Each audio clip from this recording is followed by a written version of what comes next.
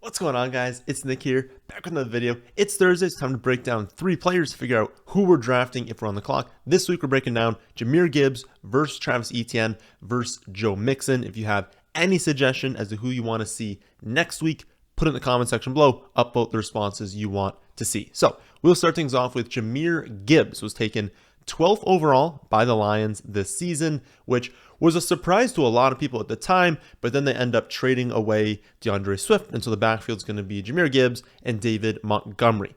You've likely heard me quote this stat a bunch of times this offseason, but it really is important to put into context how valuable different roles are on different teams. Lions running back scored 27 half PPR points per game last season, ultimately scoring 22 more fantasy points as a unit over the whole season than the second highest scoring team.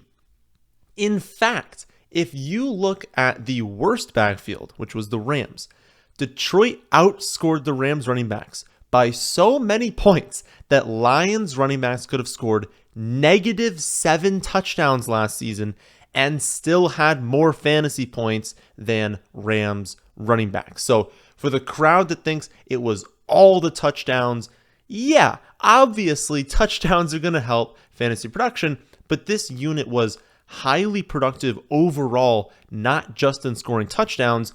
And the scary part is, well, both the running backs got an upgrade. David Montgomery is better than Jamal Williams. That's why they let Jamal Williams walk in free agency, and then they paid Montgomery more than they would have needed to pay Williams.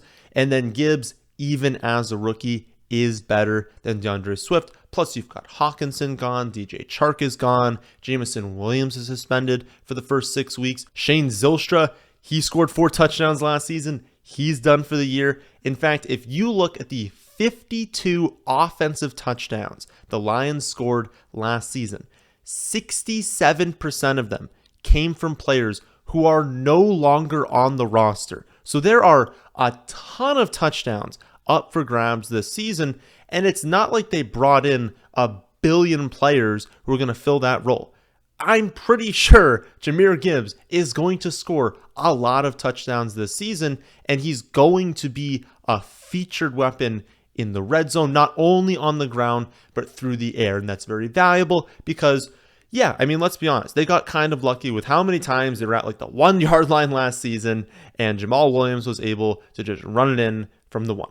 But maybe that doesn't happen as much, but what we get is still the same number of touchdowns. They're just coming from a little bit further out, and maybe we just increase the passing touchdowns that ends up happening, in which that's going to benefit Jahmyr Gibbs. I mean, many times they're going to bring David Montgomery in at the goal line. And so, listen, when they get inside the 10-yard line, they're going to have Gibbs in the backfield. They're going to have him running routes out of the backfield, running routes as a wide receiver, running the ball in the backfield. There's just going to be plenty of opportunities for him to score. And I really think back to the 2017 season where Alvin Kamara was a rookie. He was 3rd overall in half PPR scoring on only 120 carries. How do you do that?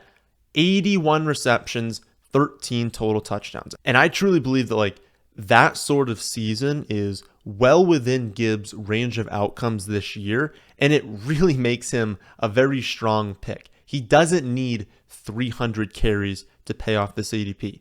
Alvin Kamara did it on 120 carries. Gibbs can do that same thing. And again, just think about how productive this team was last season. They've lost a lot of people, and it's not like they've brought in a bunch of incredible players, just, so many different players going to get 4, 5 touchdowns.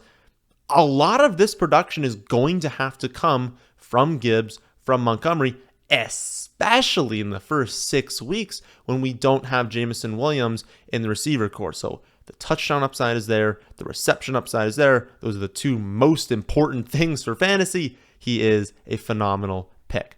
Next up, we've got Travis Etienne, who is definitely someone I loved drafting last season, but hasn't been on my radar as much this year. Now, I don't want to say he's like an awful pick or anything, because he's not. He's still going to be the lead running back for the Jaguars. I think the Jaguars are going to shock some people with how good they end up being this season. My problem with Etienne is almost the same reason that I love Gibbs, remember back to what I was talking about with the Alvin Kamara comp. I said Kamara, running back, 3.5 PPR scoring on only 120 carries. That happened because he was a lead in the passing game and scored a lot of touchdowns. I like Gibbs because I think those touchdowns are up for grabs. I think he's obviously incredible in the receiving game, and so he's a very clear path to that high-end production. But when I look at Travis Etienne, the only path I see to that actually happening is with a Tank Bigsby injury. Etienne was 6th in red zone carries last season, 32nd in red zone rushing touchdowns. He had the 12th most carries inside the 5-yard line, ranked 35th in touchdowns in that area. He ran the 15th most routes per game, 33rd in targets per game. And so it's like he was given the opportunity last season. He just wasn't super efficient in the receiving game or as a goal line rusher. Meanwhile, you have Tank Bigsby reportedly been incredible as a goal line rusher, incredible as a receiver in camp. So it's not that Etienne won't get a lot of touches, because he definitely will, but that he's going to be losing the most valuable work. Tank's not going to go out there and have 200 touches. It's just not going to happen this season. But when Tank is on the field, it will be at times in the red zone. It will be at times in passing situations. Those are the times we want Etienne to be on the field, not between the 20s. We don't really care about that production all that much. We want the touchdowns. We want the receptions. And again, it's not like he's going to have 0. He's not going to have no catches and no touchdowns. He's still a great player on a great offense and is going to contribute in those areas. But we're in like the late 3rd round here in redraft leagues. Etienne had 0 competition for touches most of last season, and when he did have competition, it was with James Robinson, who, was since been cut from multiple teams. And even with, having that no competition, having this very valuable role in this offense, and what was a good offense last season too, he was still only 24th in points per game, even with 255 touches. So by taking him in the late 3rd round, you're saying that he'll increase his production by a good amount. And the way I see things, I think the most likely outcome is that he either stays around the production he had last season or it goes down slightly. So for me, I would rather take a chance on Jahmyr Gibbs, who I really do see as having a much higher ceiling, same locked-in floor, and a better chance of hitting that higher ceiling. So the rankings right now, Gibbs, then Etienne. But what about Mixon? Mixon will be entering his 7th season in the NFL, having just turned 27 last month. So not too old, even by running back standards, still totally fine this season. He's also coming off a season where he handled 270 touches through only 14 weeks, and so he finished 8th in half PPR points per game. And to be honest, his situation is like largely unchanged, but you could argue that it's actually improved a little bit this season. Pirine is a very quality backup in the NFL, and while Chase Brown definitely has a lot of truthers out there, he's still a late 5th round rookie running back. Honestly, an old one as well. He already turned 23 this March, and so we're not expecting Chase Brown to step in and be as productive as Pirine was last season. So if we're comparing this year to last year, Mixon probably is in a better situation. Unfortunately, it's definitely worth noting that Mixon didn't produce like a running back 8 consistently, right? He wasn't just always top 10 in fantasy scoring for running backs. He had 211 yards and 5 touchdowns in week 9, equated to 53.1 half PPR points.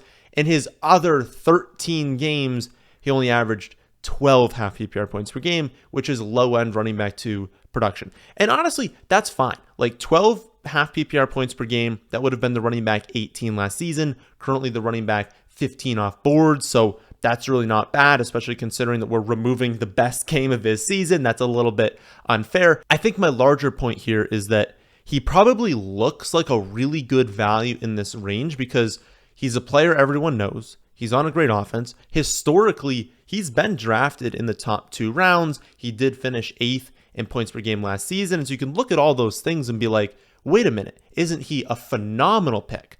I just want to point out that for all but one game last season, he was producing a little bit worse than his current ADP. It wasn't like, oh my goodness, I found this amazing gem, this kid who's always a top 2 round pick. that people are just down on, but he was great last season. He's always been great. No, he had one, career game, and the rest of it was a little bit worse than where he's going. It's also fair to wonder what the touch ceiling is this season. He's dropped from 19.8 to 18.3, down to 15 carries per game in the last 3 seasons. And while he did spike for 4.3 receptions per game last year, his touches overall are trending down. If you look at touches per game since 2020, it was 23.3, then 20.9, down to 19.3 last season. So fair to wonder if that's something that they're kind of planning for, is that like he's not a super efficient player. He's getting older. Again, not too old, but getting up there in age. Could that drop again down to like 18 this season? And like I said, given how inefficient of a running back he is, it's just fair to wonder, how high is the ceiling for Joe Mixon, given that if he's potentially only going to get 18 touches per game as an inefficient running back, I mean, how good can the fantasy production really be if it's not all coming through the air? So where do I rank all these 3? Personally, I have Mixon last, just because of that ceiling I was kind of alluding to a second ago. I do think he's probably going to be an okay pick for where he's going, but just that Gibbs clearly has a higher ceiling, and if everything goes right for Travis Etienne, I think that he really does too. Mixon is sort of unlikely to have a monster season when they have so many elite playmakers, especially in the receiving game. Like, their receiving core is unreal, right? And they added in Irv Smith as well. So maybe Mixon could get lucky with touchdowns, but remember, he scored 5 in a game last season, and he still only had 9 on the year overall. This offense is going to flow through Chase, flow through Higgins, flow through Irv, through Boyd in the receiving game. And so while Mixon's kind of mixed in there with Boyd, with Irv Smith, you've got 2 players who most of the production is still flowing through. And so for Mixon to outperform his ADP, to be a really, really good pick, finish, let's say, top 10 for running backs, I mean, he's probably going to need another like 50-point game like last year. And even then, it's not going to be consistent. You're going to be relying on Mixon to post like 1 or 2 just monster games where he has a billion touchdowns. He's very, very unlikely to consistently, week in and week out, outperform this ADP, which you would obviously prefer. You'd prefer him to consistently be the running back 8, not be the running back 1, and then have a bunch of running back 20 finishes, if that makes sense. And I think that's way more likely than him consistently paying off the ADP. I think Gibbs and Etienne really could consistently pay off their ADPs, and they also have very, very high ceilings as well, because they're also on very, very good offenses and will have roles in the receiving game and in the red zone. So again, my final rankings are going to be Jahmyr Gibbs, then Travis Etienne, and then Joe Mixon. So if you have a suggestion for next week, please put it in the comment section below. Upvote the responses that you want to see. And if you want to see my rankings and projections for every player in every scoring format, you can see that on my website, thefantasyfootballadvice.com. And if you want an even easier way to get the rankings, check out the Underdog promo in the description box down below. I'll be back tomorrow to go over the best pick in every round, Saturday to go over the most important news over the last week, and then Sunday to talk about the wide receivers. I have not been drafting much this season. That, my friends, is in this one. Hope you all did enjoy. If you did, how about hitting the like button? How about subscribing to the channel if you're new here? Thanks for watching.